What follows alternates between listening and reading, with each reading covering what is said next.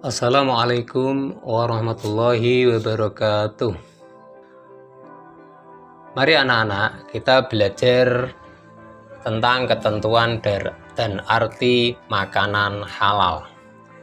Pada dasarnya, semua makanan itu adalah halal, kecuali yang dilarang oleh Allah dalam Al-Quran dan hadis ijma' dan qiyas.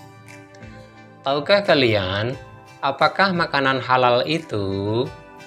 Makanan halal itu adalah makanan yang diizinkan oleh Allah untuk dimakan.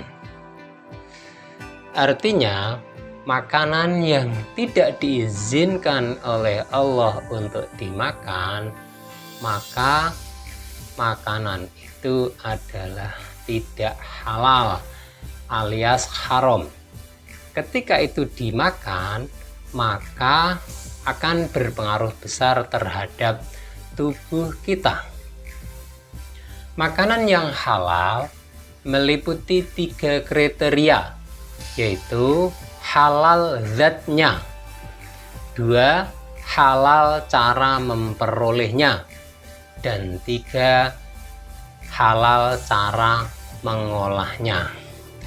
Walaupun makanan itu halal, tetapi keliru dalam cara memperolehnya, maka makanan itu tidak halal. Ataupun keliru dalam cara mengolahnya, maka juga tidak menjadi halal. Makanan halal menurut zatnya yaitu bermanfaat bagi kesehatan, tidak merusak badan, akal, dan pikiran, tidak kotor, najis, dan menjijikkan. Dijelaskan dalam Al-Quran, hadis, ijma', dan qiyas. Ketika makanan itu adalah merusak akal dan pikiran kita, maka makanan itu tidak boleh dikonsumsi. Contohnya, makanan yang tidak halal seperti babi. 2. Makanan halal menurut cara memperolehnya,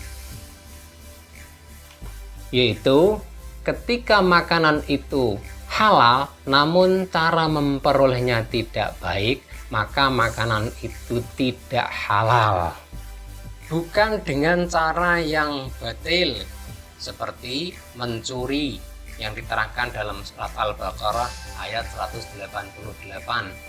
Bukan dengan cara yang mengandung riba seperti diterangkan oleh Allah dalam surat Al-Baqarah ayat 276. Nomor 3, makanan halal menurut cara mengolahnya. Cara atau proses mengolahnya juga harus benar. Hewan seperti ayam, kambing, sapi, jika tidak disembelih tidak sesuai dengan hukum Islam, maka dagingnya menjadi haram. Ketika daging-daging itu hasil sembelihan haram, maka tidak boleh kita makan. Makanan yang halal menurut Islam yaitu makanan yang tidak memberi madarat, tidak diharamkan oleh Allah dan Rasulullah. Hewan ternak, hewan yang hidup di air, hewan hasil buruan dari hutan, termasuk ikan dan belalang, semua itu adalah termasuk golongan makanan halal.